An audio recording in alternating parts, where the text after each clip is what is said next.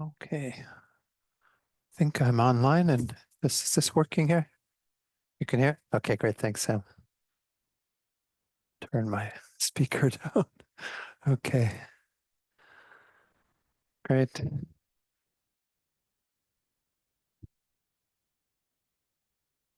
Shall we start or do you want to wait a minute or two? Go ahead. Okay. Welcome, everyone, to tonight's talk on activating feminine energy and Buddhist practice. So let's start as we usually do with just a couple of minutes of focused meditation. Gives ourselves a chance to let go of whatever it was that might be carrying over from our day, distractions, what have you. We can let them go by simply bringing our awareness to the breath. So I think most of you have a breathing meditation practice that you do, and you can just simply do that. I don't know that I need to give much more instruction other than just, again, keep your awareness with the breath. And whenever you see that it has wandered away, then just let go of whatever distracted you and gently guide the mind back to the breath. So I'll ring the chime here in the Gompa to start the meditation. We'll just do this in silence for a few minutes, and then we'll set our motivation for tonight together.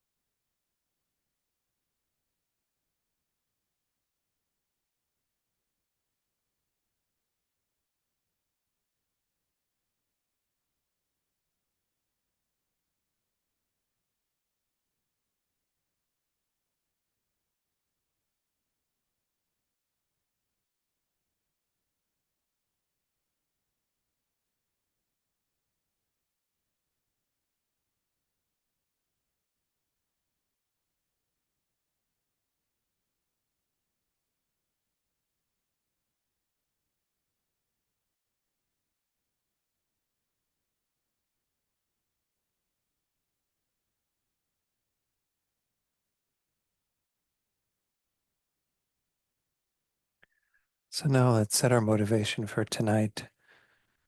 In this Mahayana tradition of Buddhism, we frequently speak about Buddha nature. Buddha nature essentially refers to the fact that our minds have this potential, the ability to transform from our current unenlightened state into the state of Buddhahood. And why I bring this up in regard to tonight's topic is because it's the foundational teaching that allows us to utilize these energies, feminine energy, masculine energy, getting in touch with these two sides, in a sense, of our being that can be brought to full culmination through practicing the Buddhist path. Often refer to these as the wisdom side, which is the feminine, and the compassion side, which is the masculine. And again, we shouldn't think too rigidly about these, but to recognize that every one of us has within us both of these energies and can develop these energies so that we can achieve the state of Buddhahood, which is our true potential, which is bringing forward our Buddha nature to the fullest degree, completely eliminating everything that is destructive in our minds, completely developing all that is positive.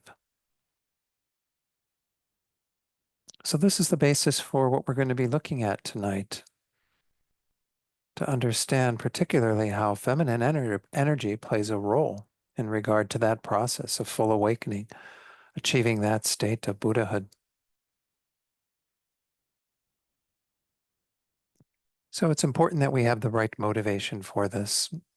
So initially start with yourself and recognizing that it would be wonderful, certainly, if we could achieve our deepest potential.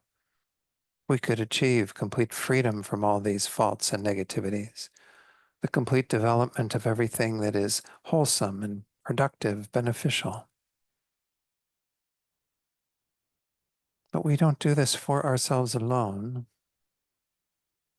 In the Mahayana, we are always thinking about accomplishing our own welfare, our own state of Buddhahood, as the means to help others to do the same work. This is how we actually bring that Buddha nature from our unenlightened state all the way to the state of perfect Buddhahood, is having that mind that is intent upon achieving the welfare of others and recognizing that to do that, we do have to work on ourselves. We do have to perfect our own being. So hold this thought of bodhicitta, the wish to become a Buddha for the sake of all sentient beings. In that way, everything we do tonight becomes a cause that will eventually ripen into that result, our own enlightenment and the enlightenment of all beings.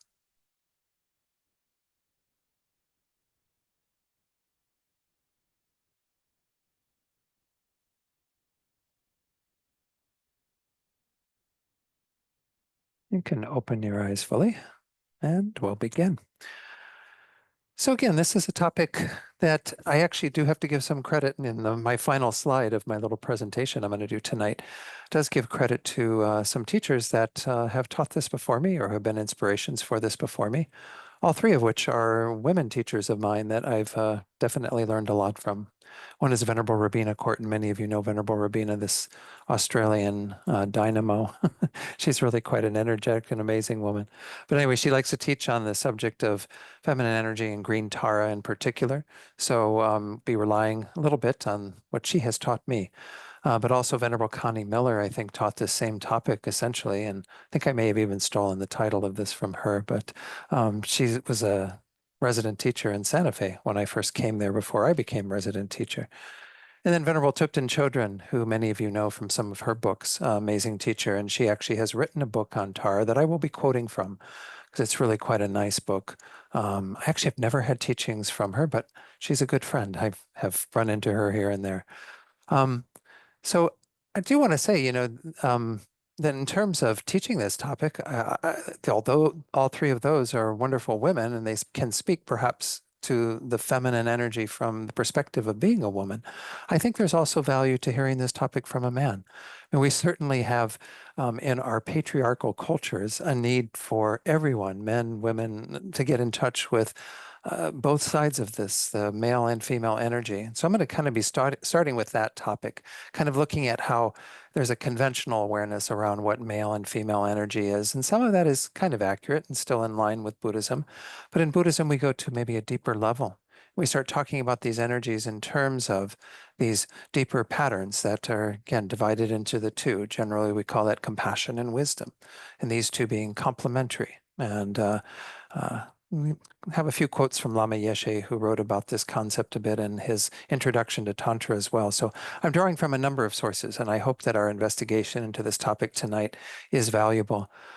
In terms of these looking at sort of conventional energies, I do find it kind of funny because we do have this tendency of thinking of male energy as having a particular way that it manifests in terms of the people who have that gender, that identified gender, and then feminine energy in terms of women, and people who have identified as that gender. But we all have, again, both of these. And it was kind of funny in one teaching, Venerable Rabina took a question from somebody in the audience who was started to talk about male and female energy, but in a very conventional way in terms of other teachings, maybe new agey teachings or whatever. And Venerable Rabina says, "What are you talking about? Here I am. I'm a woman and I'm more masculine than Don. Don there, he's more feminine than me." Kind of points at me and kind of turned like 8 shades of red. But but it is true, again, we do see that what we might call in terms of these forces in our world and the way of being in the world do manifest to some degree in terms of what we call our two main genders. Again, these days there's a lot of looseness around gender identity and that, and we need to take that into consideration, I suppose, too. But the fact is that we shouldn't be pigeonholing things and saying, oh, because someone has that identified gender, well, then they're like this. And someone over on the other side who has this identified gender, they're like that. Because we see again that we have both of these within ourselves. And the idea behind tonight's teaching is to come to appreciate both, but particularly to recognize what is feminine energy really? And how does that complement the male energy that, again, is needed? They both are needed. We can't do without either one of them. So let's take a look. I've got some slides prepared here. Oh, I need to share some slides. Patrick, can you enable my sharing from your vantage point back there as the Zoom master? All right, great. It should be on. Yeah, I just saw the little button shift. Let's go ahead and put that on the screen. By the way, I will be making these slides available through the spiritual program team here, and they'll send that out to everyone who is registered. They've got all of your email addresses. Big Brother is watching you. So essentially, these will be out. I do, by the way, sometimes with presentations like this where I have some nice color photos, I like to provide them in like a PDF with the color, but to print them out, it can be kind of challenging and expensive. So I also do a black and white in case there's any slides you want to print out. So this is from a little article I found the first time I did this course many years ago, or this class, Male-Female Energy Ratio by Shepard Hoodwin. And he talks about kind of souls having different energies and all this, which isn't a Buddhist approach. But he says, to start with, male-female energy ratio has little to do with societal concepts about masculinity and femininity. Again, because we're talking about deeper ways, and even in this more conventional presentation, we talk about deeper ways that those energies manifest. The way he describes male energy is it's directed, focused, goal-oriented, productive, and outward thrusting. It corresponds with linear, left brain thinking and with doing. I mean, certainly if we look at the patriarchal societies that we have, we can see that there's a lot of that just kind of going out and doing things, but sometimes not always with the wisdom component, always with a more intuitive insight into what's best for everybody and the planet and what have you. This is why I think we're in a lot of the predicaments we're in, is because we followed male energy primarily in this world. It's just out there focusing on this, being very, productive and outward thrusting is a strange phrase, but the idea is that it's left brain thinking. It's really just analyzing it and doing what you need to do. It's not really taking the time to see the big picture or to add that kind of wisdom component. Female energy is creative, process oriented, unstructured, an inward drawing. It corresponds with circular, right-brained thinking, and more with being than with doing. So again, it's not to say that women don't do things. This is not the point that we're getting into here again, because we can't pigeonhole again and say that because of this particular energy, that that means that people are or are not doing or being or whatever the case might be. Rather, but to recognize that feminine energy, female energy, when it is manifesting within us, is that more intuitive side that is more right brain, very creative, much more about being. And being here encompasses a wisdom component, being able to be aware of all of being, all of, again, the ramifications of the actions that are going on the male energy side. Well, anyway, this is the way I see the way that he put these together.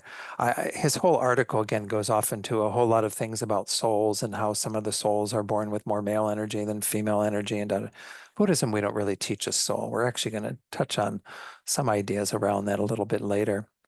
The main two topics that I want to work with tonight then is first to give you a little bit of a presentation on male and female energy as they are delineated to some degree in sutra, which are the more common teachings of the Buddha.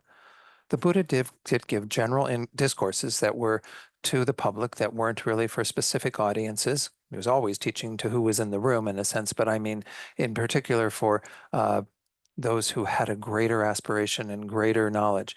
Then he taught Tantra, particularly for those who had that greater disposition and knowledge that they could actually use the more esoteric teachings of Tantra.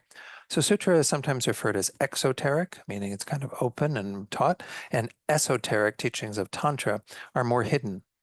And anyway, I'll teach you a little bit about that and go through a little bit about that because it is an important part of getting into the second topic, which is an exploration of the Buddha Tara, particularly green Tara. There are a number of Tara deities as a means to activate feminine energy. And gain some appreciation for that when we get to it, hopefully. The goal in both of these approaches, whether we talk about sutra, the main general discourses of the Buddha, or the tantric teachings, is unification, totality, is bringing these two energies together. And again, why I think it's important to do a course like this on feminine energy rather than saying, activating masculine energy in Buddhist practice is because we need more emphasis on this in our culture. And of course, that also when we recognize that the deeper practice is the feminine side, is the female side, that's what's going to actually get us to the place that we want to be at, where we have that more perfect wisdom and knowledge. And then we can act in the world from that place, which is what green Tara actually represents. So let's talk about the sutra, the more exoteric teachings, the common teachings that the Buddha gave. It's often talked about as two elements of the path, and these are compared to the two wings of a bird. So if a bird is going to get to its destination, having one wing is going to be disastrous, right? Bird will never get off the ground, never be able to arrive. We need two wings. We need two elements of the path. Now, I know a lot of people have an idea that Buddhism is all about everything being one, and so why isn't it just one element? There is a duality. There are two different facets or features of the path that really correspond to the two levels of reality that there are in the world. And again, we'll investigate this as part of tonight as well. But these can be divided into essentially, and this is Rinpoche, Lama Zopa Rinpoche's words, the way that he talks about them. The first one is the merit of wisdom. This is the feminine side. And here we're more specifically talking about the transcendental wisdom, this kind of very profound wisdom that is realizing this topic called emptiness. Now, let me take it off screen for just a moment so I can talk about this because, again, this is a pretty major topic in Buddhism. But when we talk about this idea of one wing being wisdom, the idea behind this is that we are essentially all dealing with a mind that is not aware of that wisdom. The Buddha's most basic teaching is that every one of us is driven by a fundamental ignorance. This ignorance is not just not knowing, which there is a component of that to it. It is actually misknowing, mistakenly knowing, thinking that we have kind of identified how we exist, how others exist, how everything in the world exists, and we are wrong. We are dead wrong, the Buddha says. And we've been operating from this misguided, mistaken mind since beginningless time. Because in Buddhism, it didn't start with this life. Our consciousness came from another life, and that came from another life. And you can never find a beginning to our consciousness. And our consciousness will go on from this life to another life to another life, and so on. And eventually, hope every one of us is eventually going to become a Buddha, I'm sure, you know. But the idea is even as a Buddha, your mind continues on, your consciousness goes on. We've been under the control of this ignorance, and it's been keeping us in this state that we call samsara, going from life to life, cyclic existence. This is an unsatisfactory state, and the Buddha is simply a being who has broken free of that and moreover attained what the Buddha nature is able to produce, which is full enlightenment, the state of Buddhahood, and is teaching us the way to do that. So essentially, every one of us can, as I said in the motivation, has Buddha nature, the potential to develop to that degree. But one of the main components we have to develop is wisdom. We have to develop specifically the wisdom that sees things as they are. That's totally contrary to the wisdom or to the ignorance that we have that's been guiding us since beginningless time, from just going, again, around in circles from life to life and never breaking free of all of that. Again, it's one of the most important teachings that the Buddha gave was how to break free of that cycle. This wisdom of emptiness, we're going to explore emptiness a little bit later, so I don't want to go too deeply into it, but the essence of it is that by emptiness, we mean everything is empty of the way we think it exists. So we think it exists like this, but it's empty of existing that way. It lacks that. And that's all that we mean by it. We have to talk about what that false way is that we think things exist so we know what things are empty of. And we'll get into that shortly. But that's a really important part of our path. It's kind of the main means by which we are able to clear our minds of all the garbage. When we talk about Buddha nature, as I did in the motivation, essentially what the Buddha says is our minds are fundamentally pure. They aren't stained in any sort of inherent way. All the stains that are in our minds, like our greed and our jealousy and our anger and all the craziness and our ignorance, those are all just there temporarily. They'll use this wonderful word that they are adventitious. Adventitious means that they're there because we simply haven't done the work to remove them. You know, once you do the work to remove them, you can get rid of them once and for all. That's the kind of the wonder of what the Buddha teaches is that we do have this fundamental purity at the core of our being. Our consciousnesses are fundamentally pure. They're just polluted by stuff right now, and all that polluted stuff can be gotten rid of. So this wing of wisdom is extremely important. Without it, we can't do that work. But we also need the other wing. Let's put that back on the screen, the slide that speaks to these two wings in Sutra, because again, Tantra is also based on the same concept. This Rinpoche calls merit of virtue, or we often refer to it as the method side, or even as I did in earlier tonight, compassion. These are all the more conventional practices of generosity, morality, patience, kindness, and so on that are motivated by bodhicitta. Bodhicitta was what we meditated on tonight, the wish to become a Buddha for the sake of all beings. It's something that we cultivate on the basis of these types of practices of having compassion and loving kindness towards all beings, wishing to develop our mind. These are all the thoughts that I like to compare this to like putting gas in the tank. You know, we need to have the gas in the tank so that the engine taking us to enlightenment can actually run. If we don't have those practices, we're also going to come up short. So we can have wisdom without compassion, and we can have compassion without wisdom, but we need the two united. Of course, in our world, not just in a conventional sense, but certainly from the Buddha's observation, we all need wisdom energy. We all need the feminine side. Why? Because we're all under the control of ignorance. You know, in many spiritual traditions, outside of Buddhism even, compassion is very much a part of the practice, right? That's the wonder of all the spiritual traditions. They do come together and converge on that one point of being practices about compassion for beings, especially other humans in our world, practicing those sorts of things that are really the heart of human spiritual practice.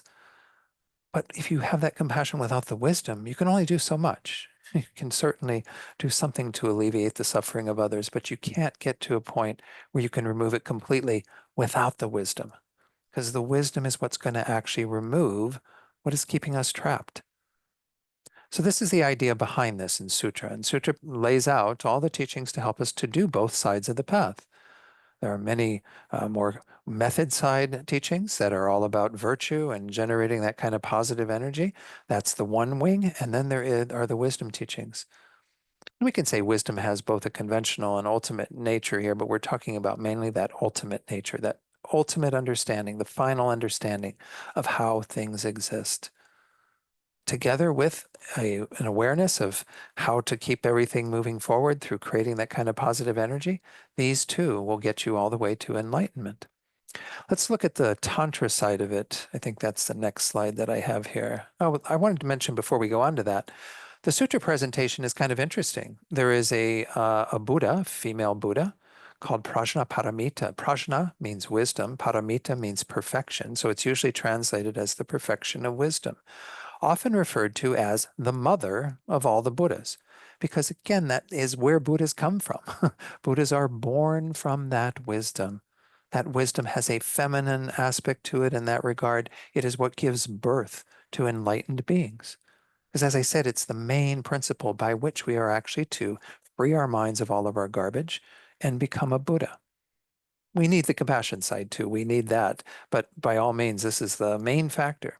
So there's this wonderful female Buddha called Prajnaparamita who represents that essence of the perfection of wisdom. I might mention also, before we go on to Tantra, there's two elements of the result. So again, the previous one was the path. These are like what we need to do to practice. Here, we're talking about the result. Well, what are the resultant states of those two wings of a bird? I mean, we call it Buddhahood, but it actually has two aspects to it. The collection of merit of wisdom, the wisdom side of it, the feminine side, actually becomes this concept, this thing we call the truth body, the Dharmakaya, sort of the personal dimension of a Buddha's experience. And then we have the collection of the merit of virtue or method. That becomes what we call the form body, the Rupakaya, the interpersonal or social dimension. Okay, let me talk about this because it's kind of a lot of words. Every one of us has a kind of personal dimension to our lives and an interpersonal dimension to our lives, right? You know, when you sit quietly with your own thoughts, or even when you're with others to some degree, you have your own kind of landscape that's your internal mind that's sort of working on, you know, comprehending things, understanding things, relating things to your own experience, what have you. And then you have an interpersonal aspect where when you are with others, you're often engaged in being with them, talking to them, learning from them, helping them to learn from you, whatever the case might be. We both have those aspects. It's no different for a Buddha. We talk about what this Buddha that is the resultant state is. You can divide it into those two aspects. When the wisdom mind is fully developed, that's your own personal experience. No one else really knows that other than other Buddhas. They say Buddhas have omniscient minds. They have minds that know everything at all times. And that's what allows them to be a benefit to others. If you didn't have that fully developed mind, you'd be somewhat limited in what you could do for others. But you need to do for others. That's the other side. That's the compassion wing. That ripens into what we call, again, the form bodies of a Buddha. This word body is a little strange. We just mean an experience of a Buddha. Over here, this Dharma body or truth body means the fully developed mind of a Buddha. Over here, we mean the way in which that mind actually manifests for the benefit of others. This does get a little woo-woo sometimes for people who are new to Buddhism, like, what are you talking about? Buddhas are like appearing in our world. But this is what actually happens. They say that once you develop your mind completely, together with, again, that compassion side, you then, out of your compassion, manifest for the sake of others. You take form. We have an ability to experience the Buddhas in any form, depending upon our own predispositions, our sort of karma, how that ripens into an experience. In fact, from the Mahayana perspective, they actually say that Shakyamuni Buddha, the Buddha whose teachings we follow, was an emanation. It was a physical emanation. They call it a supreme emanation body that comes into this world and starts the turning of the wheel of Dharma. So we had incredible kind of good merit that came together to have this in our world. Now we're somewhat 2,500 years from this experience of the Buddha being in this world, but the teachings are still here and we can still follow them. That's due to the Buddha appearing in our world through the force of having completely developed their mind and then that mind manifesting in a physical form. Please come on in. Um, and so this is, again, a little kind of hard for us to get our heads around. Even in the sutra, it's a little esoteric at times. But this is what we're striving for, is to achieve that full enlightenment state where we will have developed our wisdom wing completely. And due to the force of our compassion wing, we will then be able to manifest in the world. We'll be able to become a Buddha to benefit all beings. That's what bodhicitta's main aspiration is, right? May I become a Buddha to be able to benefit all sentient beings. Again, when we get to Tantra, we'll say that the goal is the same in essence. It just has different ways of achieving that result. So when we talk about the path, these also are two elements, but in Tantra, what's kind of unique about Tantra, and I'm just giving you a little taste of it because Tantra is a very vast subject, but they get combined in a single mind. We actually try to bring wisdom and compassion together in a very unique way in Tantra. Wisdom, once more, being the feminine. This is what we often, in Tantra, we call this the path clear light, the subtlest blissful awareness of emptiness in the mind of the tantric practitioner. So realizing the same topic of emptiness, of, not things not existing the way that they appear. And together with that is the virtue or method side, the masculine side, which is in Tantra called an impure illusory body. I know these terms don't mean a whole lot to all of you, but I just wanted to throw them out there. This is a very subtle form that's generated by the tantric practitioner. Tantra is essentially about utilizing our imagination, and everything is done within the understanding of emptiness, within the feminine side of that energy that is the wisdom, realizing that things, again, don't exist in the way they appear. They lack this concrete way of existing. Going to get into this again in a little more detail shortly. But you unite it with practices that are about manifesting a form, manifesting yourself in the form of a Buddha. In fact, you can use green Tara as the sort of template. If you have an initiation into tantric practice with green Tara, then you practice seeing yourself as green Tara, not seeing yourself as your ordinary form and ordinary, limited way, but as a fully enlightened being. It's kind of outrageous stuff. Tantra is really very powerful and works a lot with creative visualization, but it doesn't stay at the level of visualization. It actually produces eventually the culmination of that state of Buddhahood. So we'll go to the next slide where we talk about the resultant state of the practice of Tantra, is where we have the complete unification of this non-dual wisdom with great bliss. That is kind of these two essential components. Once more, the clear light mind that we mentioned earlier becoming the actual or the result clear light mind. And that becomes eventually, through practice, the truth body, again, the Dharmakaya, the personal dimension, the same as in Sutra. There's no difference. You still need to bring your mind to that apex of evolution and development to actually bring it to the state of complete omniscience and enlightenment. That's the feminine energy, again, brought to that culmination. And on the other side, you take what was the impure illusory body and it becomes pure. And that eventually becomes the form body, that the interpersonal or social dimension. So whether we talk about sutra or tantra, we're talking about the same result, just different techniques and ways to get there. So again, Tara, which we're going to get into later, is one of these beings that you can have tantric empowerment into, and you can use that as sort of your template for your future enlightenment. The tantric path is often called the resultant path because you're taking the result of you becoming that Buddha and you're bringing it into the present as if you were a Buddha right now.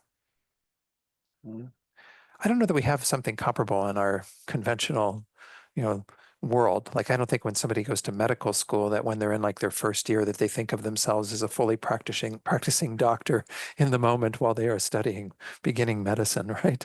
Because I don't know that it's quite the same thing. But what we're doing with Tantra is we're working with a lot of different components that are not, again, they're more esoteric. They're not quite our normal way of looking at things. Tantra is very magical in its own way. I use that word somewhat lightly, but at the same time, there is that component to it. We're going to use a transformational process. But even in Sutra, you have the same elements. There's no difference. They're just how those are being depicted. Okay. I know this is kind of an esoteric topic to be bringing up, but I think it's important, especially for those of you who maybe are still unaware of like, well, what is Tantra, Buddhist Tantra? Again, don't mistake it for a lot of the Hindu, Indian Tantra, because that is kind of its own practice. The Buddha he taught Tantra as a means to tap into very subtle energies within our own body and mind and being able to bring those to the forefront in terms of becoming a Buddha. That's the whole goal of tantric practice. And no other goal, really. And that's why it is done. So I'm sharing now with you these quotes from Lama Yeshe. Lama Thupten Yeshe, I never met him, never had that good fortune. I didn't find Buddhism until after he had already passed. He's the founder of our organization, and this is from his book on Introduction to Tantra. And why I brought it in is because it really is speaking to this whole idea of male and female energy from a tantric perspective, which once more is the main approach we're going to use in talking about green Tara. What we do not realize, he says, is that within each one of us is an unlimited source of both male and female energy. So many of our problems arise because we are either ignorant of or we suppress what we have within us. Again, this is kind of if we talk about Buddha nature, we can say that at some level that is those two energies that are there in a maybe somewhat dormant state, but can be brought to full manifestation by utilizing particularly the practices of Tantra. And he says men try to hide their female side and women are afraid of expressing their male energy. As a result, we always feel cut off from something we need. We do not feel whole and therefore turn expectantly toward other people for the qualities missing in ourselves, in the hope of gaining some sense of completeness. Again, I think Lama Yeshe's book was even called something like the pathway to totality or something along those lines. This word totality was used in there. Totality is, again, where we are able to bring both of those components to their full fruition. We're not ignoring either side. We're able to bring them in balance and, again, develop them to the greatest degree. As a result, much of our behavior becomes contaminated by insecurity and possessiveness. He says, in fact, all the problems in the world, from one person's anxiety to warfare between nations, can be traced to this feeling of not being whole. Not having kind of uh, the full understanding and awareness of both sides of our being. As I said, particularly when we look at the kind of patriarchal energy, and I'm not saying that's always manifesting in a compassionate way. That's, again, once more that active method side. It's doing things in the world. If it's not informed by the wisdom side, that is understanding full being and how everything is, it's going to become disastrous. That's why, again, our patriarchal society has been subject to so much destruction and problems and difficulties. We need the feminine energy much more in our lives at this point, in my estimation, than the masculine energy. Tantra provides powerful methods for getting in touch with our essential wholeness. Tantric art is filled with potent symbols of the unity and completeness characteristic of our fully realized potential. And many of you have seen some tantric art where they have two figures, male and female, in union.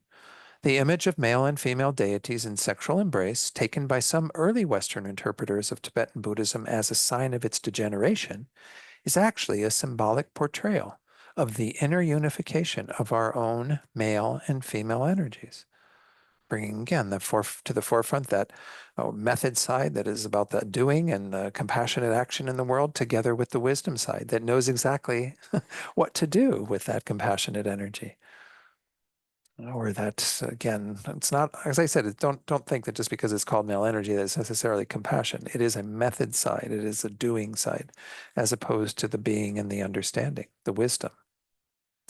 On a deeper level, he says, their embrace, the male and female embrace, symbolizes the aim of the very highest tantric practices, the generation of a most subtle and blissful state of mind that by its very nature is supremely suited to penetrate ultimate reality and free us from all delusion and suffering. So there is this idea, again, we saw it earlier when we talked about Tantra, that you're developing a very blissful consciousness that is realizing emptiness. Together with yourself visualizes that deity, that Buddha, you then are able to bring that to fruition. Bliss is a very powerful force. a very, dynamic, energetic force that needs to be harnessed in our world. And so again, the tantric techniques are all about being able to be in touch with that, harness that, utilize that, together with the wisdom realizing emptiness, as well as the specific tantric practice of seeing oneself as a Buddha. Again, you can do that with green tar or with a number of other these Buddhas. They call it deity yoga or deity practices. But by deity, we simply mean a Buddha. When you become a Buddha, as I said, you're able then to manifest in whatever form suits others. You can manifest as a woman, you can manifest as a man, as an animal, you can even manifest as inanimate objects, be a bridge or a car or whatever the case might be. But even when we talk about what is a Buddha, Buddha being fully developed, they don't have any sort of set gender or form or anything like that. They are this energy that is these two being brought to culmination that is then able to appear in our world with gender or with other identity. So this also, when we think about the state of Buddhahood, helps us free up a little bit around our own gender identities. I might share another little Venerable Rabina story here that's really quite funny. She was teaching, she started our Liberation Prison Project, which is this going into prisons as well as writing to prisoners who are incarcerated about Buddhism and that. And she said she was talking to a group of men in Kentucky once. She would go to this prison in Kentucky quite frequently. And it was a mixed race group, pretty much, black and white. I don't know if there were other races there, but I think in the group that she had, it was black men and white men. And she was talking about rebirth and how people get, the consciousness gets reborn in another form. And she says she had this really hard time even getting them to see that they could possibly be reborn, a black man as a white man or a white man as a black man. Because again, we identify so much with our identity that is a product of just causes and conditions, who you were born to, whatever, that type of body you have. But then she said, I didn't dare tell them that they could possibly be reborn as a black or white woman, because that was just because again, gender is such a strong thing that we cling to and identify with. But it's not that way at all. Really, again, we do have an assigned gender and a way of being in the world that is our conventional way of talking about this duality. But when we talk about these energies and the culmination of those energies in the enlightened state, then they can take whatever form is beneficial. They can appear as women, as men, as whatever. Doesn't matter because essentially it's all an appearance of that enlightened energy. And in a sense, we're all just appearances of our own Buddha nature and what have you. We're just karmically conditioned, they say, to appear in particular forms. But that's what he's getting at here with this whole idea in Tantra. We recognize that at the core of our being are those two energies. And they can, in their seed form, be brought all the way to full fruition. But take some practice, obviously.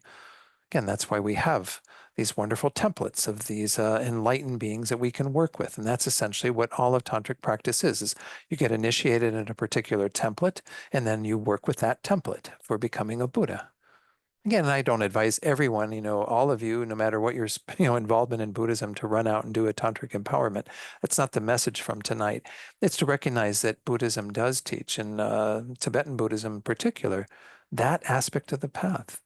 That is a really powerful way to practice getting in touch with these energies. And in fact, it's said to be a much quicker way to accomplish Buddhahood. Because again, we're taking the result and we're bringing it into the moment, thinking of ourselves as Buddhas right now. Whereas on the sutra path, you kind of keep creating the causes. It's called the causal path. And then eventually you get to the place of Buddhahood. But again, we're going to take Buddhahood and dial it into the present moment and just say, I'm going to think of myself as a Buddha right now. I'm going to see my world as the celestial mansion of that Buddha and other beings in it as the other beings in the mandala of that Buddha and everything. It becomes, again, a pretty interesting exercise in imagination, which eventually becomes a reality. Um, on this level, he goes on to say, the male figure represents the experience of great bliss. Again, that's a method side of it at that very kind of the deeper level of what Tantra is aiming at. Bliss united with the wisdom of emptiness, while the female is the symbol of that non-dual wisdom. Thus, their union has nothing whatsoever to do with the gratification of the senses. As if you saw other pictures or drawings of two, a man and a woman in union, but rather indicates a totally integrated state of blissful wisdom that completely transcends ordinary sense desires. So again, this is just cautioning us about how we should look at those figures and think about those figures. Now, even though that may be a common one to show they call it yabyom in Tibetan, the mother father together in union, there are also kind of solitary Buddhas, and that's what actually Tara is. We're going to go on to talk about Tara now. Tara is generally in a form of just her. And it's kind of interesting because within who she is, as we're going to see when we look at this, are both sides of it, is actually an ability to recognize both the method side and the wisdom side as kind of manifesting, but in a female body. So it's quite indicative of being wisdom as opposed to being, um, the male Buddhas that are often depicted, which tend to be more around method or compassion. I've got like, what, 5 things I want to talk about here. Hope I can get to all of this tonight. An introduction to Tara, just to let you know who this Buddha is, because there's some stories around her and her presence. Understanding Tara on different levels. The wisdom that liberates us in all beings is where I'll talk a little bit about the wisdom of emptiness. Not a whole lot, because it's a rather complex topic. And then even talk about the mantra of green Tara. And then there's this 8 dangers and how green Tara protects you from them. Again, I may not have time to address all of this, but at least touch on each of these subjects. So Tara, the word Tara is a Sanskrit word, and it means star, like a star in the sky. And often in the old days, they would use stars to navigate. I guess they might still use them, some people, but we have more technology now to navigate across seas. Thus, it means to guide across, showing her liberating activity. When we talk about beings who are in that state of Buddhahood, they're not our savior in the way that we might think of. I grew up Catholic, so I thought of, Jesus Christ as my savior when I was growing up. It's not savior in that context, but it's an interdependent relationship. We need enlightened beings to show us the path, to guide us. And Tara is the being who guides us across to that state. We have to do the work ourselves, but nonetheless, she's going to help us be liberated by her guiding activity. And that's why she's often referred to as Tara the Liberator. Tara symbolizes the awakened activity of the Buddhas. This is what we often talk about, where those things are brought together from the basis of being a woman, having that embedded wisdom that is fully developed. You can then be in the world and come to the aid of beings and help them on their path, giving them the teachings they need and so on, because you know exactly what to do. So you unite both of those male and female energies within her. But she's taking the aspect of female because that's the main energy we're dealing with, the wisdom mind that needs to know the nature of things. Green Tara in particular, as I mentioned, there's a white Tara that has to do with like long life, and I think there's a red Tara in another tradition. Green Tara, there's probably more beyond those colors, but green Tara in particular eliminates obstacles and brings success. Okay, so that's again a little story about Tara. Um, Understanding Tara on many levels. Let's talk about these 3 levels, and I'll go into a little bit of this first by actually reading from some of uh, Venerable Thupten Chodron's book. Again, it's called How to Free Your Mind. It's about the practice of Tara. First, as a person or historical figure. This is kind of interesting because, again, those of you who've been around Buddhism, and even when you look into the room here, you'll notice mostly male figures, right? Seems like an awful lot of male energy in the room, right? So the story goes that many eons ago, in a different universe, in a galaxy far, far away, sorry, a princess named Yeshe Dawa lived. Based on her own investigation and experience, she came to have great confidence in the Buddha, the Dharma, and the Sangha. We often call those, again, the 3 jewels. They represent the Buddha, the figure, enlightened being who we are following, the teachings, the Dharma that Buddha gives, and then the Sangha, the spiritual community that support us in practicing those. So she gained great faith and confidence in them. She understood the unsatisfactory nature of this cyclic existence and thus determined to be free from all sufferings. Thinking that all living beings were like her in wanting happiness, not wanting suffering, she determined that she would be guiding all of them, right? She developed genuine, impartial love and compassion for each and every living being.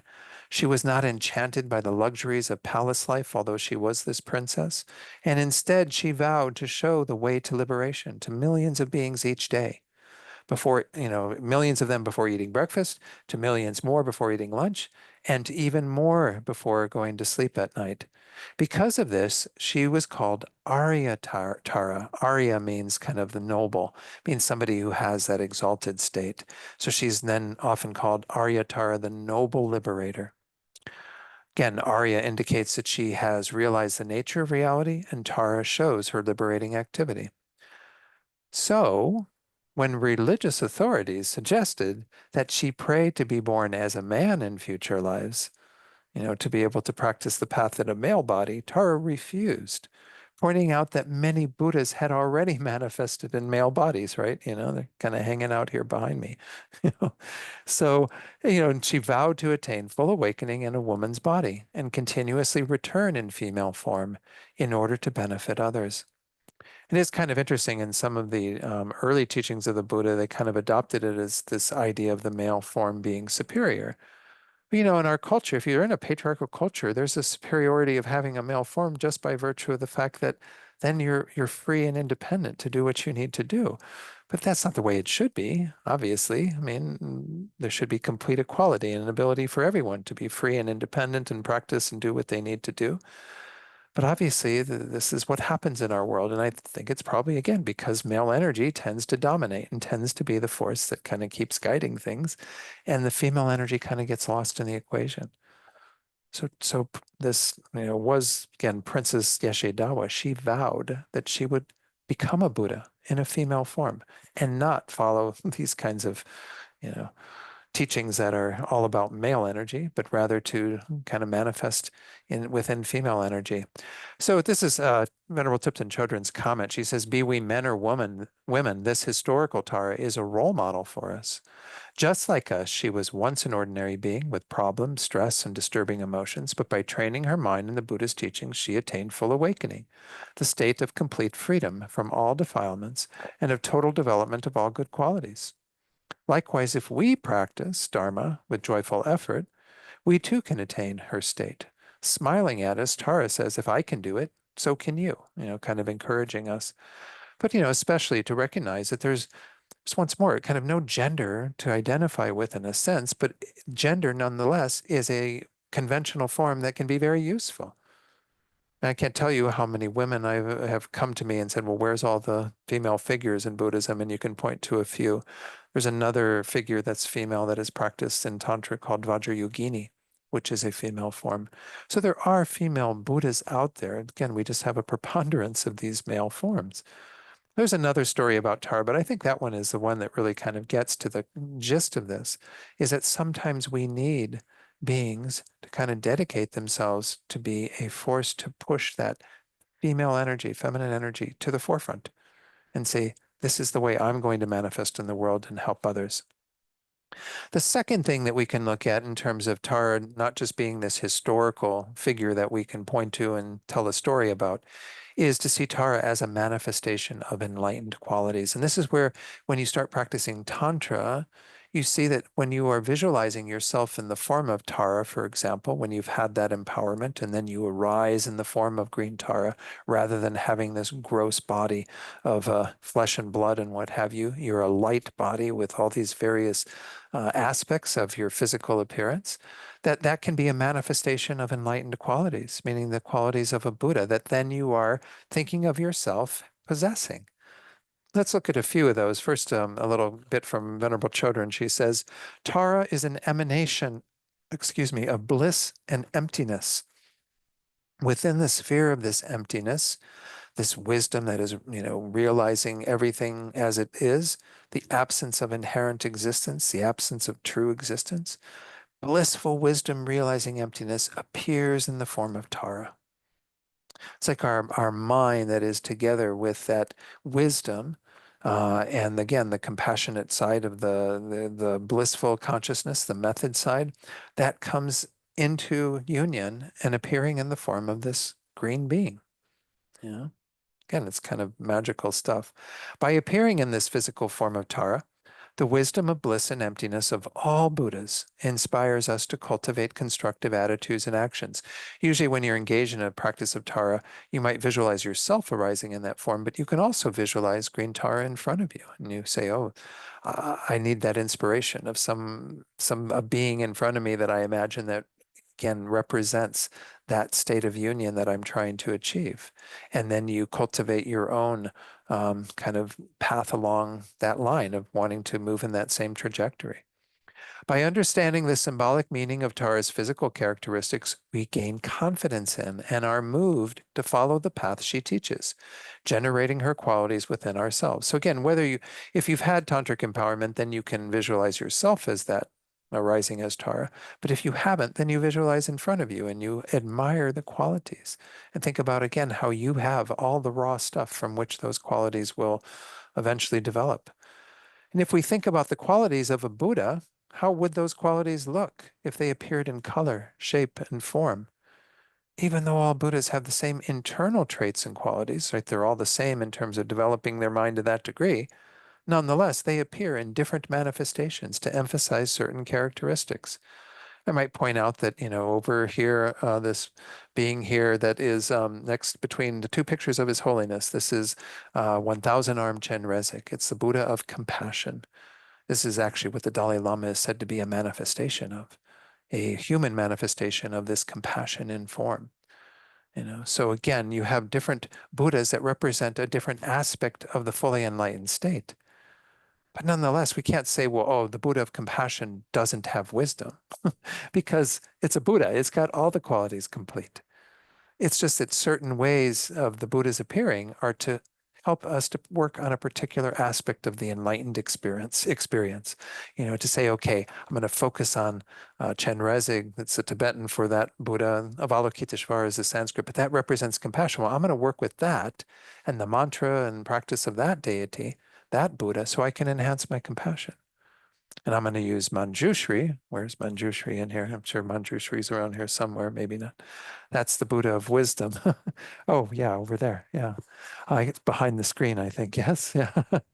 So again, there are different manifestations. Tara, again, is the manifestation of the enlightened activity of the Buddhas. Because Buddhists don't sit, they develop their minds to that degree and then they kind of sit in the Buddha bar with other Buddhists, talking about the good old days in samsara. I mean, that's not what Buddhists do, right? Buddhas are active in the world. So green Tara represents that kind of from that place of wisdom, being able to then manifest in the world and help other beings, guide them, liberate them. It's really quite a powerful being. I have to admit, I've been doing green Tara practice myself for quite some time, having received an empowerment many years ago. And it's a very, very powerful practice for, again, whatever your gender is, to manifest in that form. And we'll see some of the aspects coming up here. So there's a image of green Tara that I found on the internet that I kind of liked because it's got a nice little retinue there of other beings and what have you, but nonetheless, kind of like the face in that on this one. The female form, of course, symbolizes wisdom. The green color is kind of interesting. Green in our world represents sort of growth, development, right? When we see things getting green, New Mexico, we only see things getting green occasionally when it gets wet enough for all of that. It can be a little bit kind of brown in terms of our horizon looking at things. But green represents this activity and success, that color of things growing and developing and eventually achieving kind of full fruition. The body posture that green Tara has there, it's kind of interesting because a lot of like the Buddha is kind of a straight upright with like hands together and feet together in the lotus posture and what have you. Whereas green Tara is kind of akimbo. She's got, turning to the one side, and then she has one arm in and the other arm out, and she has one foot in and the other foot out. It's kind of representing both aspects to the Buddha's experience, the inner realizations that they come from, and then the outer activities that they engage in to be able to benefit sentient beings. Now she's got these hand mudras. You can't see them all that well from the slide, perhaps. I don't know. It's kind of hard on the first one is the mudra of granting supreme realizations. This is her right hand. It's on the left as we're looking at green Tara there.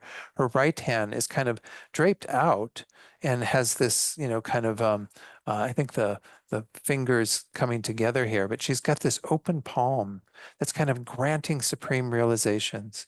It shows that we can attain such realizations by following the path, and also that Tara will generously help us to do it. She's got her palm open, like I'm going to give you, grant you these realizations through following me. Again, it's not that Green Tar is doing it single-handedly and we can just sit back and watch Netflix while Green Tar is enlightening us. We have to do the path. We have to follow the path. But it's that outward manifestation. Again, that right hand is extended out. The other one is drawn in, and it's at her heart center, and it actually has the thumb and the ring finger together with the other three fingers standing up. This represents the three jewels, the Buddha, Dharma, and Sangha. It's called the mudra of the three jewels. It indicates that we can entrust ourselves to those three jewels and actualize the unity of compassion and wisdom that they represent. So she has this, again, kind of up here by her heart, because that's the drawing in energy. She has the inward drawing side of it, the wisdom, the basis upon which she can then manifest in the world. And then she has, the granting realizations, going out and liberating beings. So it's really quite fascinating when you get the symbolism of all this. This red Buddha that's on her crown, this is Amitabha. Amitabha is the Buddha that is sort of the lord of the lotus family. Chenrezig, Avalokiteshvara is in the lotus family. The other story is that Green Tara was a tear from Avalokiteshvara's eye that then manifested in the world to help him enact that compassion in the world. But anyway, it's Amitabha here is abiding on her crown, smiling and peaceful, showing the importance of following a fully qualified, wise, and compassionate spiritual guide and being ever mindful of the teachings that you've received from them. Now, this is part of the tantric path to a large degree, but even in sutra, it's emphasized that we need to follow qualified guides, and we need to have a dedication to them, relate to them in a way that acknowledges what they do for us. We all need guides on our spiritual path, no matter how spiritually developed you might think you came into this world with that basis. You still have to develop yourself more, and you still need guides to help you to do that. And no doubt anything we've achieved in prior lives is due to the guides we had then. Now she's holding two lotuses. She's holding a lotus in her left and a lotus in her right. The lotuses held in her hands symbolize purity and power. Power is also said to be one of the aspects of a Buddha. The Buddha Vajrapani indicates or represents that power. Also, what's interesting about lotuses is, again, they start from a bud, which is just the potential to be able to be the full lotus, and then they open like we do in the path, and then they fully open and into complete Buddhahood. So again, we have that being represented in terms of these lotuses that are being held by her hands.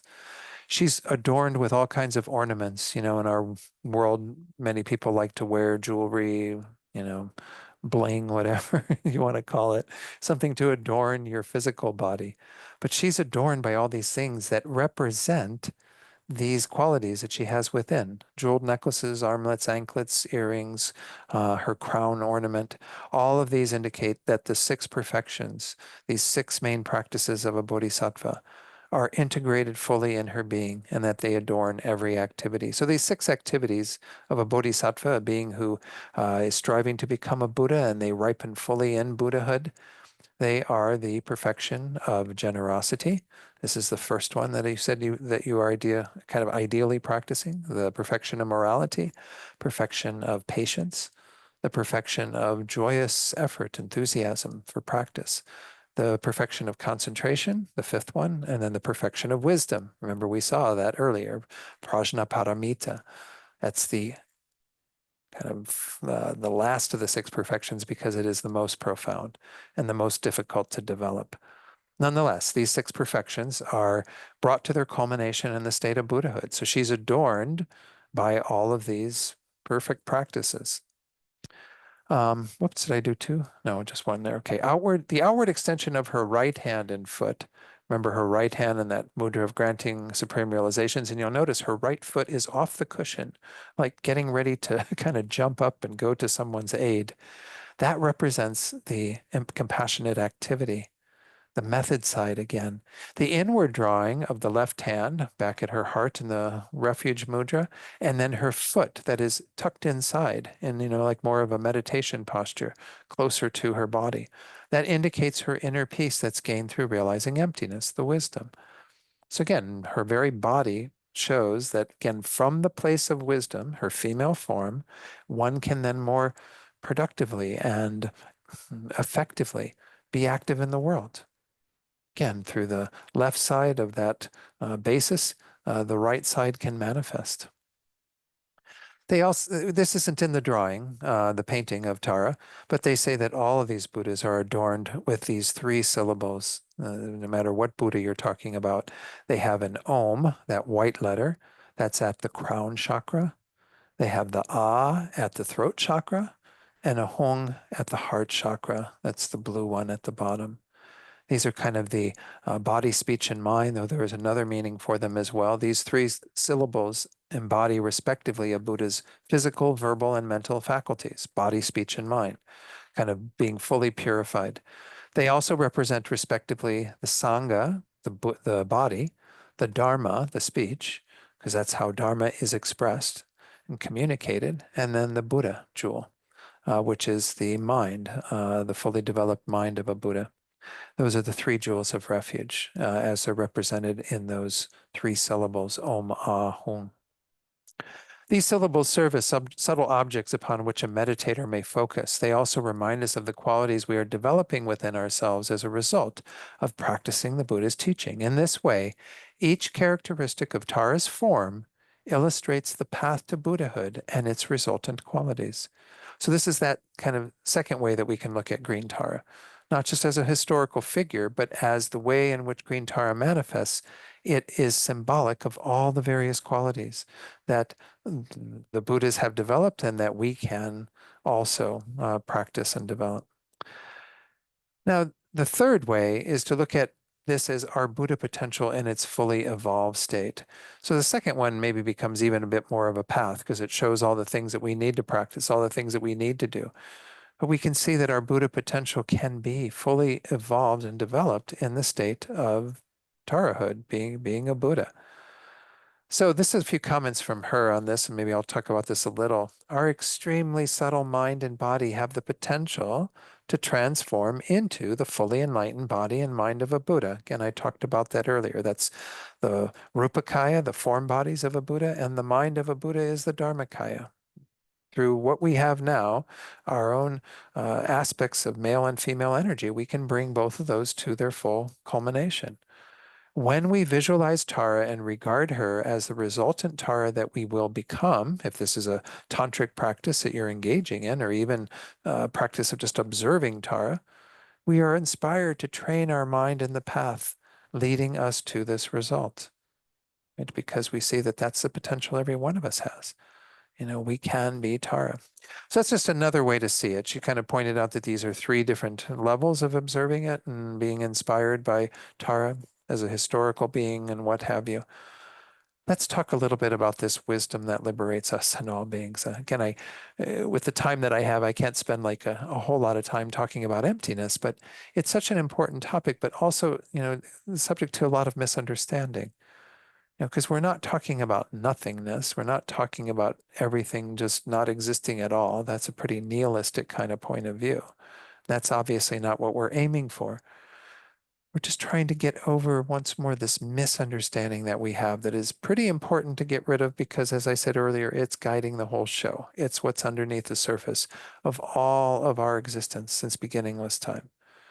And it will be there as long as we have not addressed it. We have not removed it. So what is this doing? It's particularly looking at the I, this capital I here, not my I here, my I, the personhood that we are so attached to, the sense of an I being, Lama Zopa would use the words real. And what do we mean by real? We mean that it has some findable, concrete existence. And the Buddha says that if we go looking for that, we actually don't find it. We don't find something that is the true I, is the real I. That in the end, the conclusion that we come to is that that type of I doesn't exist. It's not that the I doesn't exist at all, because again, that gets pretty nihilistic. That becomes nothingness. There's no me, there's no, some of you are familiar with the Heart Sutra, where we say, no eye, no ear, no nose, no tongue, no body, no, no, no, all these various things. We keep saying, no, no, no, no, no, there's none of these things. That we mean there are none of those things in the way that they appear, in the way that our ignorance thinks that they are there. But they are still there, albeit in a very, very subtle way.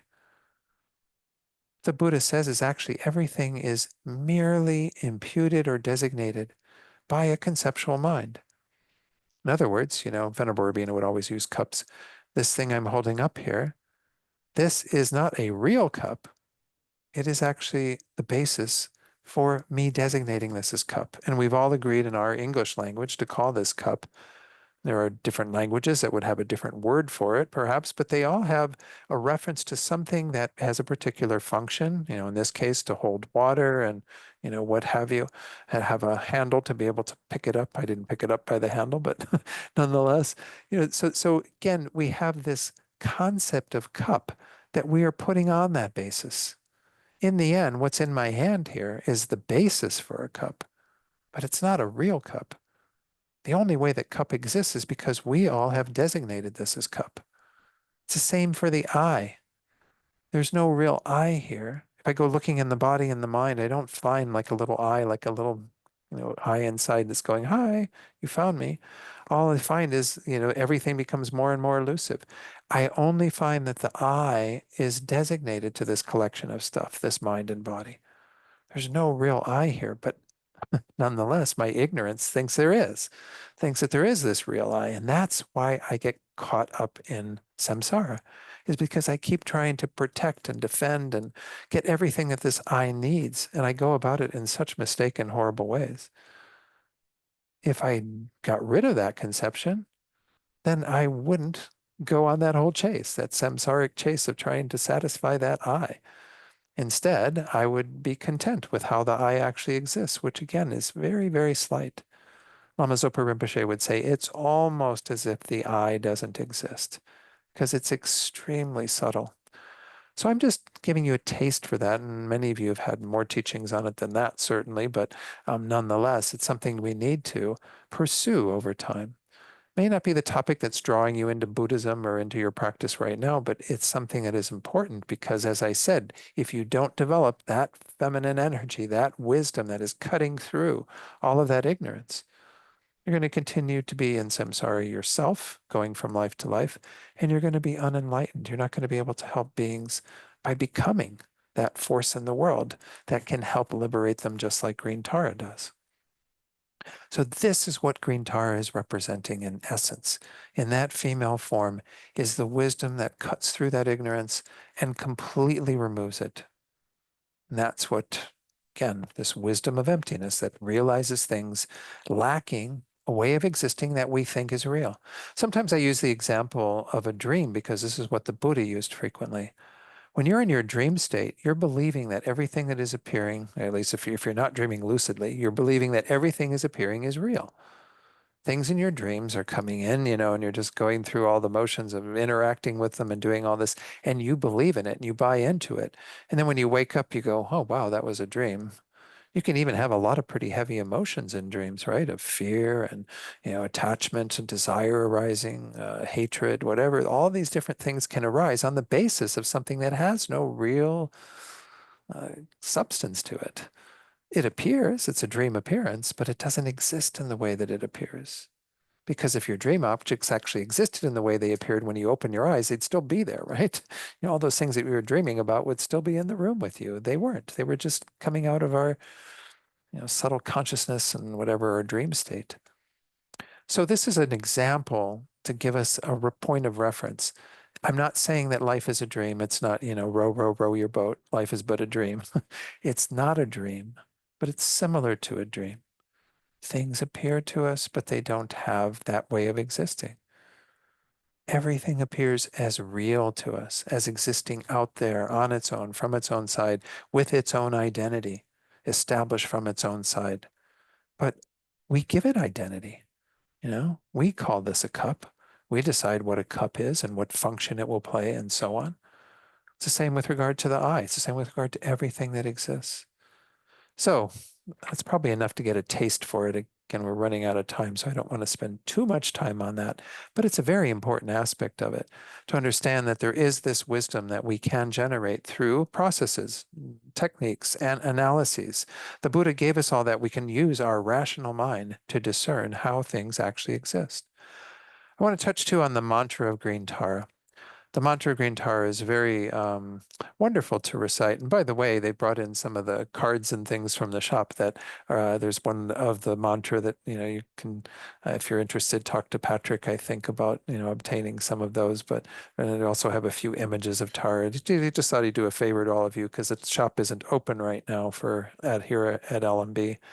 The visualization of performing Tara's enlightened activities is often done while reciting her mantra, Om Tare, Tu Tare, Ture, Soha. A mantra is a set of Sanskrit syllables uttered by a Buddha when in deep meditative equipoise on the nature of reality. So they're kind of like that wisdom mind of that Buddha manifesting in words. By the way, those last two, Soha, sometimes it's spelled like Swaha, Svaha, but it's the same word essentially. We recite a mantra in order to calm our energies, concentrate our mind, and approach a state of meditative equipoise.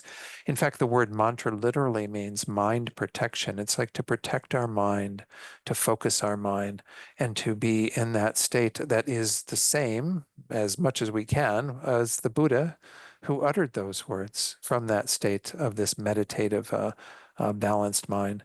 So there's the mantra in the Tibetan letters. Om Tare, Tu Tare, Ture, Swaha. So again, it's wonderful ways to recite it with melodies and things. I won't go into that tonight, but let's look at what this mantra means. Om is like the header of so many mantras. Many of you know the mantra of Chenrezig. It's Om Mani Padme Hum. In Tibetan, that's how they pronounce it. It's a very common one. Om is the lead syllable because it represents the enlightened body, speech, and mind of Tara and all the Buddhas. So it is the essence of the enlightened mind that you're invoking at the very beginning of the mantra. Tare tu tare ture, that core part of it, all have the meaning of to liberate. In one interpretation, these three are referring to liberation from the obstacles to generating the paths of the three levels of practitioner. Those of you who've studied the Lam Rim know that you begin at the lesser capable being path, which is where your main goal is to attain a good rebirth. The middling capable being, where your main goal is to get yourself out of samsara, to have that renunciation of samsara and so on, remove yourself from cyclic existence. And then the great capable being, which is the bodhisattva path, to have that wish to become a Buddha for the sake of all beings. So there are three levels of these graded practices, and these can each be a part of it. Tare, the lowest, tu tare, the next, and then ture. In another, they refer to banishing the obstructions to generating the realizations of what are called the three principal aspects of the path, the three main topics that are driving the whole stages of development: renunciation of samsara, bodhicitta, which I talked about earlier, the mind that seeks to awaken for the sake of all beings, and then the correct view of emptiness that we've already talked about. In a third interpretation, they correspond to three levels of liberation, and also roughly to the Four Noble Truths, the Buddha's first teaching, as follows. Tare means liberating from suffering, the first noble truth. The Buddha's first noble truth was that there is dukkha, suffering, dissatisfaction. Tutare liberates you from the eight dangers, which is what we're going to look at next, the topic. That's the second noble truth, the causes of being in samsara, all of the crazy states of mind that we have that we then create actions on the basis of that, and we continue to cycle life to life. Again, don't have time to go into the Four Noble Truths in a lot of detail. The third, the ture, is liberating from disease, especially ignorance, which is the root cause of all of the eight dangers. That's the third noble truth, the cessation, the truth of cessation, that you can have an end to ignorance and therefore end all of your suffering, all of your unsatisfactory states. Get, out of samsara, and of course, even go on to achieve Buddhahood. All of which, every one of these, all three of these, are arrived at through practicing the fourth noble truth path. Your liberation, your cessation is going to be caused by practicing the path. They say cessations in particular are the product from practicing the path, but we don't gain any liberation from any of these without practicing the path. So tare tu tare ture have those meanings, different meanings, depending upon how you interpret them. And then to end with soha or swaha means may this happen. So you're saying, invoking the body, speech, and mind of the Buddhas, may these three levels, whatever you're talking about, liberation from, the obstacles to the three paths, whatever, may that happen. It's kind of a powerful mantra, because it's really invoking the power of green Tara and all the Buddhas to be able to help us to achieve that. Let's go through these 8 dangers. Get running out of time. 8 dangers. This is sometimes called 8 fears, and Venerable Thupten Chodron talks about how she likes to call them dangers because they do cause danger for us. They get us into predicaments, and they are essentially part of our deluded, crazy minds, and how green Tara protects us from them. These are obstacles on the path. Each of these 8 have both external and internal aspects. The external ones might be actual dangers that threaten our life or our property. And so they're given these external identities as a way of symbolizing to some degree the power that they have to cause us problems. And then the internal ones endanger us spiritually. Those are maybe the more important, but the external ones are a manifestation of the degree to which we have the internal ones. So how does green Tara protect you from these 8? Depending on Tara's wisdom by which she guides you, you liberate yourself from these. I mentioned this earlier. Green Tara is not your savior that's going to come running in and pluck you out of samsara. You follow the wisdom path, the teachings that Tara gave. While we can ask Tara to save us from these dangers, we are actually calling upon our inner Tara, the seeds of our own inner wisdom and compassion. And that's how we are liberated. First, we practice the more temporal antidotes for each of them, meaning what we can apply in the moment. And then the ultimate, the final antidote of the wisdom realizing emptiness. And that's the one we have to eventually practice, again, to uproot all of these. And these are taught by the Buddha to help us reduce and eventually eliminate them. If you have to first begin with more temporal antidotes. We'll get clear about what those are in a moment, because we have them for every one of these. So the real protection then is the Dharma, the true paths that are realizations of emptiness and the true cessations that occur on the basis of those. That is how you're actually going to attain complete liberation. So these are verses, as it says there, that are from this text, A Crown Ornament for the Wise, which was a hymn to Tara. The very first Dalai Lama, who was actually a student of the Lama Tsongkhapa, who is the founder of our tradition, after he had completed a meditation retreat on Tara, he wrote these verses that have to do with these 8 dangers. The first is the lion of pride, dwelling in the mountains of wrong views of selfhood, puffed up with holding itself superior, it claws other beings with contempt. The lion of pride, lion of pride, please protect us from this danger. So he's comparing pride to a lion. Lions can claw others out of a sense of superiority, right? The lion is the king of the jungle. Pride is that holding ourselves as superior. Now, how do we deal with pride on a temporal basis? By bringing our mind down and recognizing that we don't know everything, even reflecting on all the things that we don't know, all the awareness and knowledge that we don't have yet, the fact that we haven't attained all these great spiritual realizations yet, even by thinking about the fact that everything we do know comes through the kindness of others. Pride is the sense of thinking it's me, myself, and I, and I'm sort of self-created as this amazing being. But we've depended upon others for everything that we have. The second one is the elephant of ignorance. By ignorance here, we are not talking about the deeper ignorance. We're talking about a kind of dullness to the mind that gets us caught up in just engaging in ridiculous behavior that's not really productive. So as it says there, not tamed by the sharp hooks of mindfulness and vigilance, dulled by the maddening liquor of sensual pleasures, this ignorance enters wrong paths and shows its harmful tusks. The elephant of ignorance, please protect us from this danger. In a sense, this is a lack of awareness around what it's about even on a conventional level. And our minds sometimes are even compared to elephants. Elephants, you might think, you see a baby elephant in the zoo or something, and it looks pretty tranquil. And even sometimes the adults look kind of tranquil. But, there are whole villages that are decimated by elephants running through them in India and places. Elephants can be extremely destructive. So we can destroy our own peace in a sense by following an ignorant mind that isn't aware of karma, isn't aware of how to create the causes of happiness at a deeper level. And we can do an awful lot of harm to ourselves. Well, to overcome that, we already saw the antidotes to that are mindfulness and vigilance, meaning having an awareness of what we're doing, being present with our minds and knowing what's going on. And then vigilance or introspection is checking up to make sure that we are doing what we need to be doing, that we are following a path of virtue and not engaging in unwholesome actions. So that's ignorance there.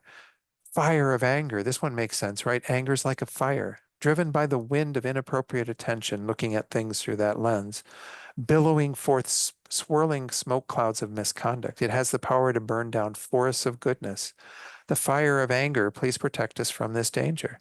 So again, here, the antidote to anger is patience, being able to be patient in the face of what is going on and not let the flames of anger arise in us that burn up all of our goodwill and all of our good karma. I mean, look at how anger can destroy relationships. You might be getting along really well with somebody, and then you have one moment of anger at them or they at you, and the whole relationship falls apart, like burns it all up. So again, this is a patience. There are many teachings on how to practice patience. It's quite an undertaking, but we have to learn to tame our own fire of anger. The snake of jealousy, lurking in its dark pit of ignorance. That's where, again, everything arises from. The ultimate antidote to all of these is the wisdom that overcomes the deeper ignorance. Unable to bear the wealth and excellence of others, it swiftly injects them with its cruel poison. The snake of jealousy, please protect us from this danger. Jealousy can be like poison, right? It can poison that situation because here somebody has something that they've acquired or that they have in their life, and we're jealous of it. We don't take the opportunity to rejoice in what they have. And that's the antidote, is to actually rejoice in the good fortune of others. Think how wonderful.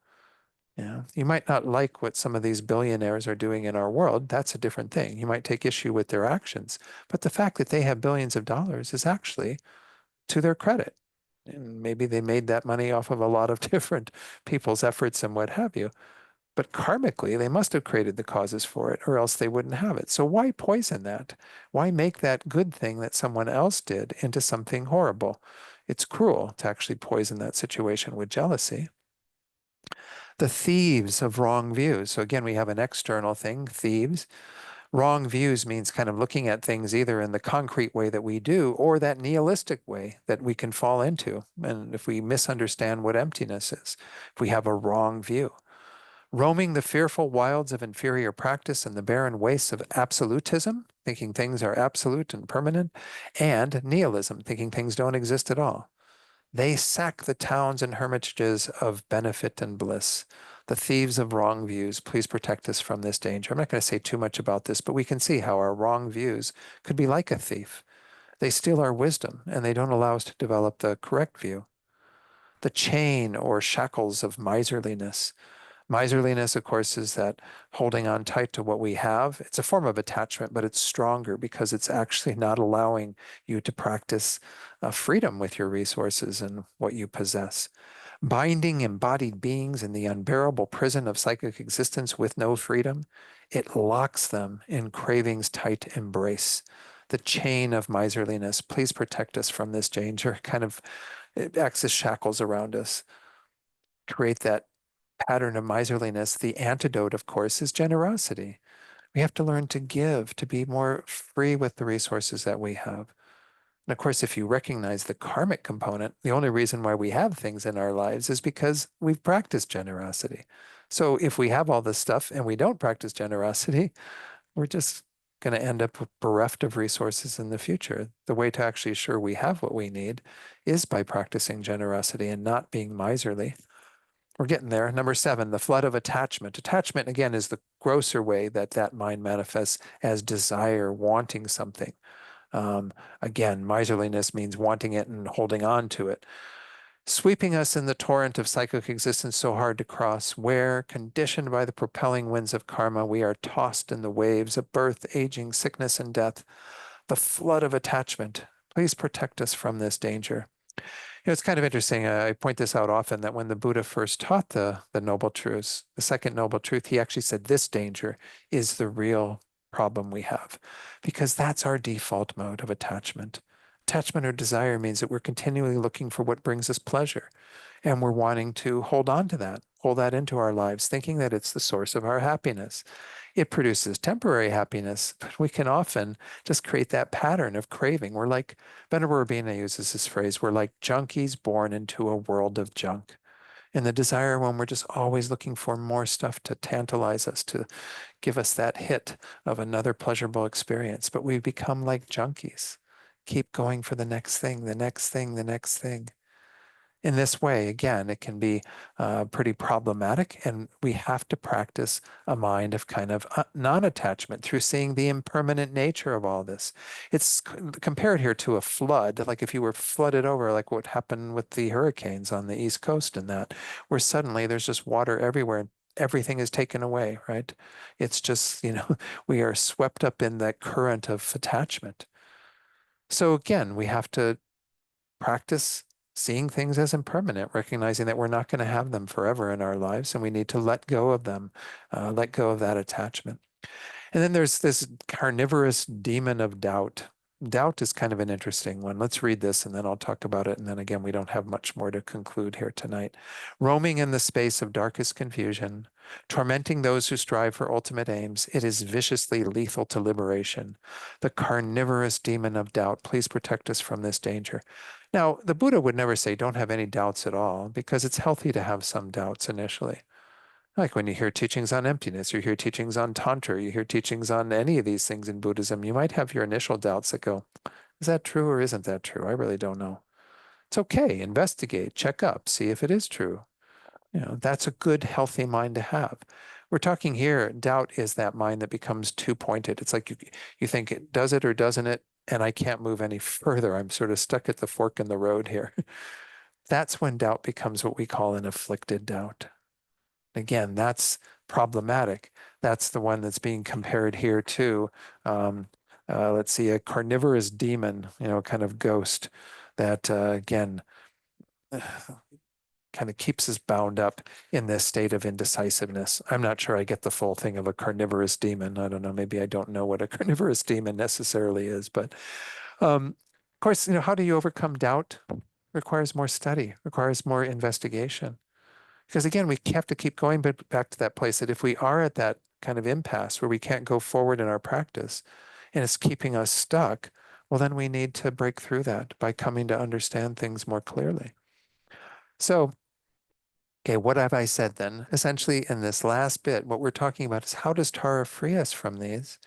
By giving us the wisdom that knows how to cut through them in the moment, by practicing, patience when we are having anger arise or whatever the case might be, but then eventually to be rid of them once and for all. The final antidote to all of these, because they're all grounded in ignorance, this ignorance that is thinking things exist from their own side inherently, that has to be removed. Okay, so let me just do the closing slides here and then see, maybe take one or two questions, but I know we're already a little over. There's a nice dedication from Gendon Drupa, the first Dalai Lama. Through these praises and requests to you, quell conditions unfavorable for Dharma practice, and let us have long life, positive potential, glory, plenty, and other conducive conditions as we wish. Okay. So concluding advice from Venerable Thupten Chodron, which I feel kind of says it for me, uniting our requests with wisdom of emptiness of the three spheres. As we make such requests or as we work with green Tara in our lives, always be mindful of emptiness. The three spheres means I myself, who am doing this practice and making requests, don't exist inherently. I'm not real in that way. The request I am making is not inherently existent. The being Tara from whom I'm asking that request is not inherently existent. You kind of unite it with a wisdom that understands that things are not as they appear. And then while requesting Tara, invoking our internal wisdom and compassion. trying to come from that place of what we have that's at the core of our being, again, our Buddha nature, and what we have developed on the basis of that. The greater our wisdom of ultimate reality, especially, the more Tara can inspire us to deepen our realizations. That's the whole point. Again, there's my little slide of gratitude to these three women who I've learned a lot from this about this subject from.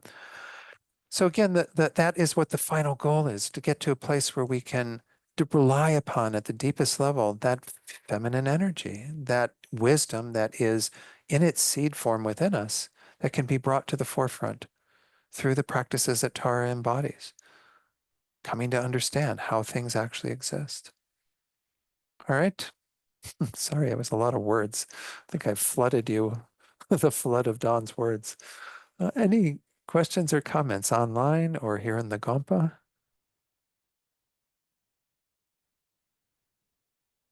Okay, so oh yeah, we do have one from Marty. Do we need the microphone, please? Oh, it's right there behind you. Okay, with Carol. Great. I just want to say thank you. Oh, is it on? Yeah. I just want to say thank you for the wonderful presentation. Okay. I'm not sure it went on, but Marty was just thanking me for the wonderful presentation, which I'll okay. Any anyone else want to say something or add something? I feel like I just monopolized the time. Um, So again, I do hope that it's been somewhat useful. Again, I've talked about some of these subjects sometimes in not such a definitive way in terms of going that deeply into the wisdom of emptiness, which Green Tara represents and which is that feminine energy. But know that the teachings are all out there. This is just one way of framing them to understand that we can utilize a being like Green Tara as a platform for getting in touch with that.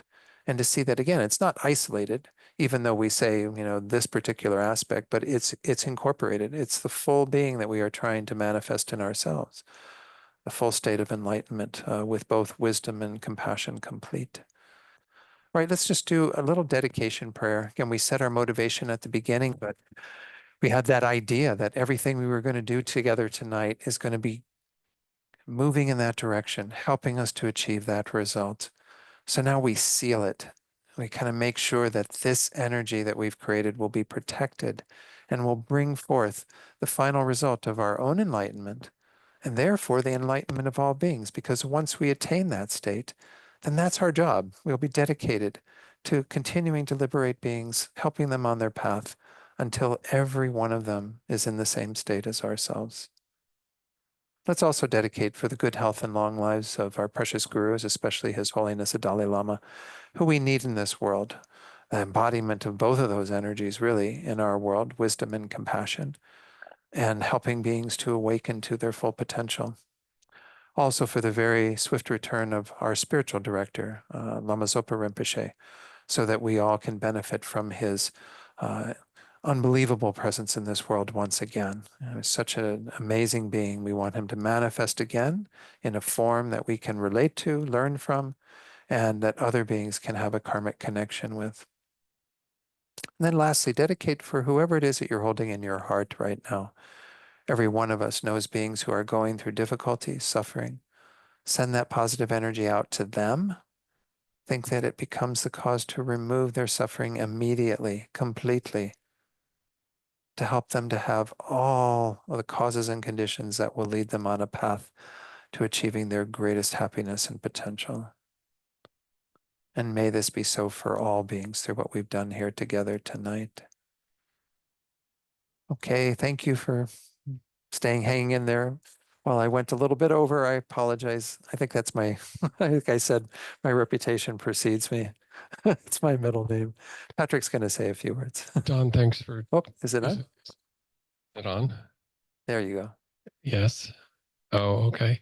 Don, thank you so much for coming to LMB and teaching this week. It's been a pleasure. I'm so happy I was able to sit in on all of the teachings.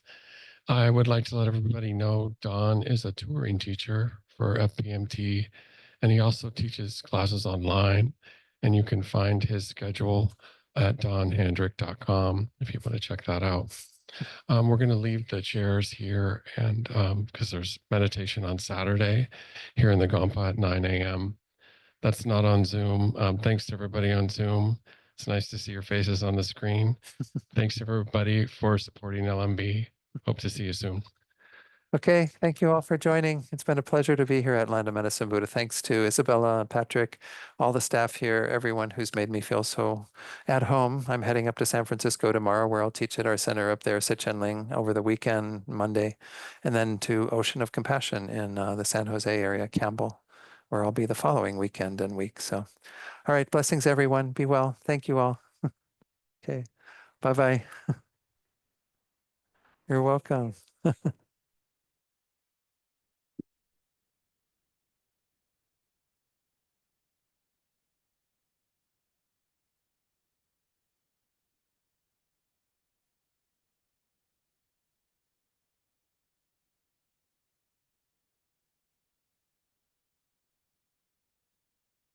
You're welcome.